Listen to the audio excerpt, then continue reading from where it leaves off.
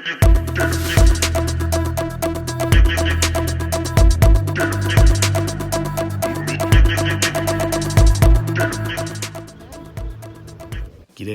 গল্পটা মনে পড়লো তো? সালটা 2001। সদ্য স্কুল পেরোনো আমরা কিছু নিষ্পাপ শিশুর দল ঢুকে পড়েছিলাম শিবপুর বি কলেজে। বলে কি না ইঞ্জিনিয়ার হবে। আর তারপর শুরু হলো আসল সিনেমা। পেলাম গুচ্ছখানেক নতুন বন্ধু, যাদের অধিকাংশই ছিল ঢ্যামনা আর কিছু গাঁতু। 2001 থেকে 2005 এই সময়টা পড়াশুনো বাদ দিয়ে সবই হয়েছে। রাত জেগে ক্লাস মায়া, টুকলি অথবা সাপলি, ক্যান্টিন আর বেন্টিং, আরও কত কি। ভাবা যায় 20টা বছর হয়ে গেল। কলেজে সেই প্যাংলা ছেলেটা এখন অফিসের বড় বাবু, কেউ আবার আইটির বড় হনু, খুব দাপড়। ওদিকে কারো মাথায় একটি মাত্র কালো চুল পড়ে আছে, কারো আবার সব উধাও।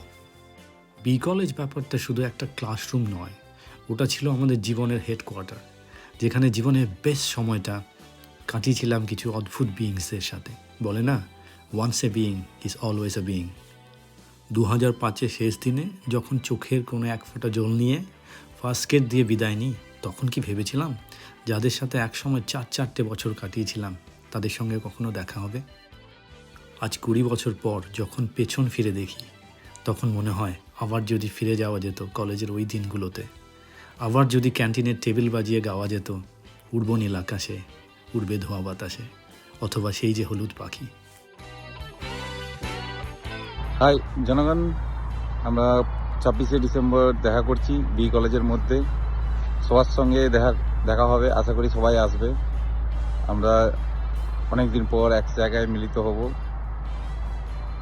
অনেক সুখ দুঃখ, আমরা অনেককে হারিয়েওছি এই 20 বছরের মধ্যে।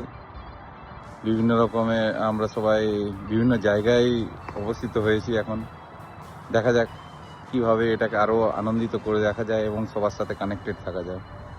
জনতা, আবার বছর 20 পরে দেখা হোক বেন্ডিং এর ধারে, নাকি? চলে আয় সবাই, চেষ্টা কর আসার।